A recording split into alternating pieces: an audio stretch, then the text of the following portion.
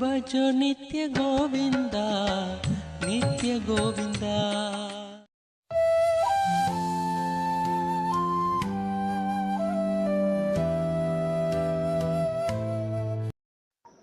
Master வணக்கம் master.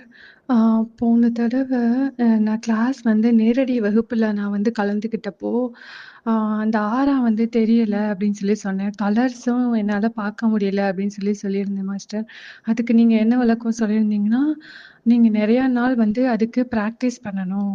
இது ஒரே நாள் அப்படிங்கிறனால டெமோ மட்டும் காமிக்கிறேன்.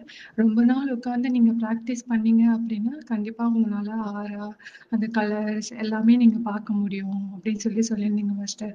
அந்த பயிற்சி என்ன பயிற்சி? அது எத்தனை நாள் மாஸ்டர் பண்ணணும்?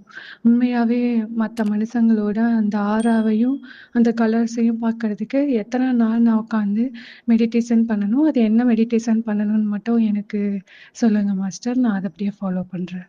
நன்றி மாஸ்டர். அதாவது ஆறா தெரியுறது அப்படிங்கிறது ஒரு சிலருக்கு காமிச்சோன்னே தெரியும். ஆக நல்லா தெரியுதும்பாங்க. ஒரு சிலர் 10 வருஷம் பயிற்சி பண்ணி தெரியலிம்பாங்க. இல்லை ஆத்ம மெச்சூரிட்டியை பொறுத்து இருக்கு. நம்ம லாஸ்ட் பர்த் அதெல்லாம் சம்மந்தப்பட்டு இருக்குது. ஸோ சடவரி அட்டன் பண்ண எல்லாத்துக்குமே ஆறா நல்லா தெரியும். அப்படி தெரியலனா ஒரு தடவை குரு பக்கத்தில் இருந்துட்டு குருவை காட்ட சொல்லி பார்த்தீங்கன்னாக்க தெரிஞ்சிடும். அவ்வளோதான். அதுக்கப்புறம் ஒன்ஸ் குரு காட்டி தெரிஞ்சிருச்சுன்னா அதுக்கப்புறம் நீங்கள் எப்போ பார்த்தாலும் தெரியும். ஆறா எப்படி போகணும் என்னங்கிற பிரச்சனை ரேக்கிலே தெளிவாக கொடுத்துருப்போம். நீங்கள் ரேக்கி அட்டன் பண்ணிங்கன்னா உங்களுக்கு தெரிஞ்சிருக்கும். அப்படி இல்லைனா ரேக்கி அட்டன் பண்ணுங்கள்.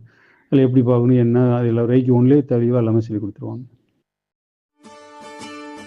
என்ன புண்ணியம் செய்தேனோ